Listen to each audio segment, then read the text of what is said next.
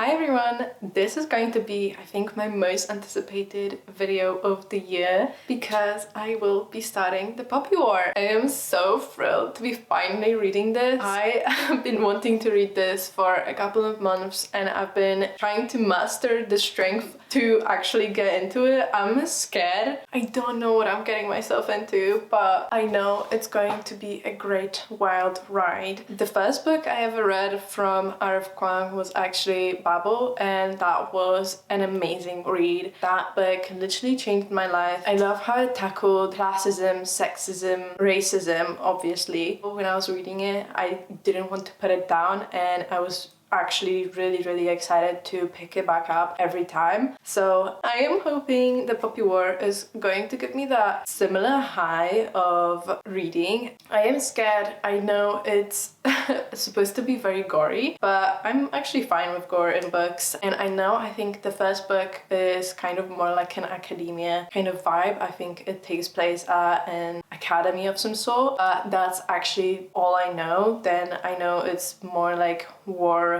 fantasy. People actually said to check the trigger warnings for this book, but there is no trigger warnings in this book, so maybe the crazy things aren't happening in this book yet. So I'll see. Let's make a drink and get to reading.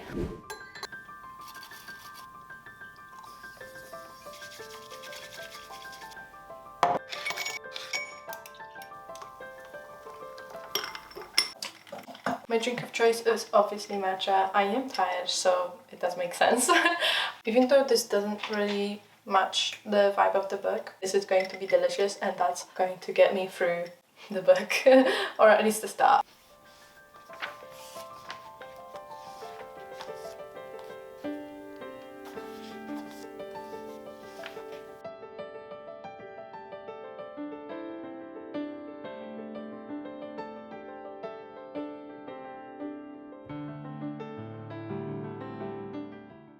We start off the book with Rin's, the main character's backstory, and we find out that she was an war orphan and she was taken in by two people and they treat her pretty horribly. She has to work for free in their apothecary, but also she kind of serves as their secretary for opium deliveries and just like their opium business. And they want to marry her off to a rich person that would further their standing in the opium industry. Her only choice is to study really hard for this really hard exam, and we follow her journey as she studies. She has to have the highest scoring exam in not only her province but in the entire country to get into this prestigious academy, because this is the only way that she could escape, as it's the only academy that would guarantee her safety. She wouldn't have to pay to be there, so she has to ensure that she has the most points out of the whole country. I feel like it's very interesting. I felt the whole first chapter was very intriguing and also just very fast-paced, and we get a glimpse into Rin's character already. She is very resilient and she would not stop at anything. She has to burn herself to stay awake to study for her exam. So far it's going pretty good. I am already loving it and I can't wait for the rest of the book.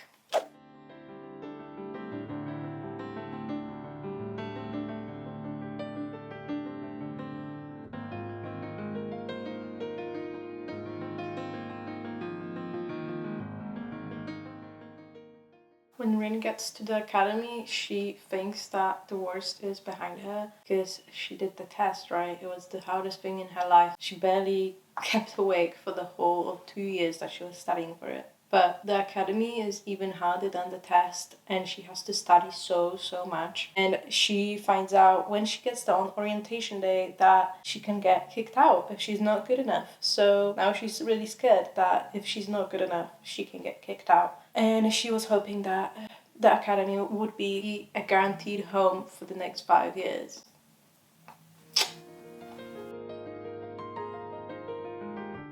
I just finished reading part 1. Well, I finished it yesterday, but I didn't film. But anyway, in part 1, we follow Rin on her journey to prepare for the examination in the new university, going through her classes. She has no combat skills, so she has to overcome that. And she also gets expelled from the combat class, so she has to find a way how to learn to have those combat skills, because that is going to be on the examination. She has to fight with her peers, and if she can't fight well, then she's gonna be expelled. And we also discovered that she has some kind of powers. She has some strain of shaman powers, which allows her to connect with the spiritual world, and that gives her power. And we discover how she craves feeling powerful, and I feel like this is going to be a very prominent theme in this book. I think that's the main personality of hers. She wants to feel powerful, she craves power, she's controlled by rage in a way, and she holds very long grudges, which, you know,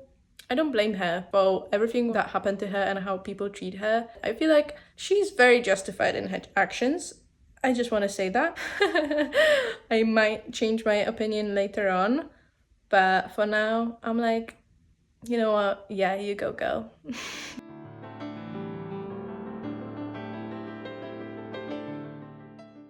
In part 2, we start the war, which makes sense to me because it's called the Poppy War.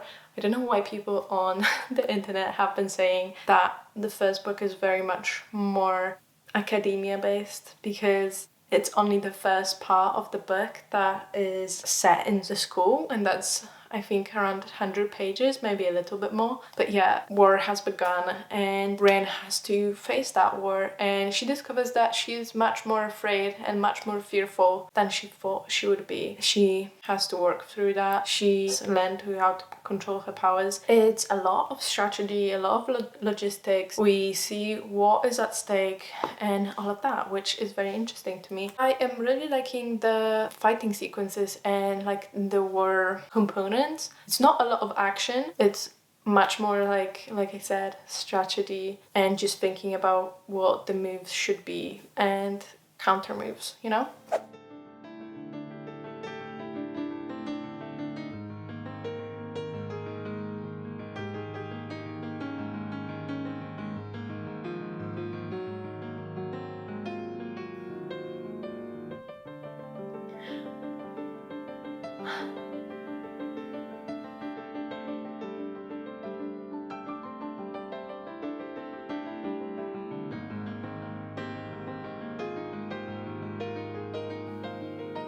Whoa. Okay, honestly, ever since the war started in the book, it was plot twist after plot twist. So many things happened. It was so, I couldn't even wrap my head around it. Honestly, now I get why people say read the trigger warnings, because yeah, that was gruesome. That was so gruesome. I feel like those descriptions almost made me want to gag. So maybe if you're not very good with gore, don't read this book. But I do think it's such a good freaking book. I'm actually buzzing from like those 200 last pages. Yes, I'm like buzzing with energy. I don't know what to do with myself. I really want to dive in to the Dragon Republic right away, but I don't really have time right now. Anyway, I am giving this book 4.5 stars. I really thought I would give it 4 stars because at the beginning, it was a little bit slow at the beginning of the war. But I think halfway through the book, it just all started happening. There were so many things. And yeah, we really got a glimpse of how Rin works, what her deal is really, and how the world works and all of that, like all the kingdoms, all the history, all the gods, how the powers worked. I really enjoyed that. I really enjoyed how we got to know the gods and how they impact the characters and how the characters, you know, work. I just really liked it. I really liked it. I don't know what my brother was on when he said that he didn't like this book.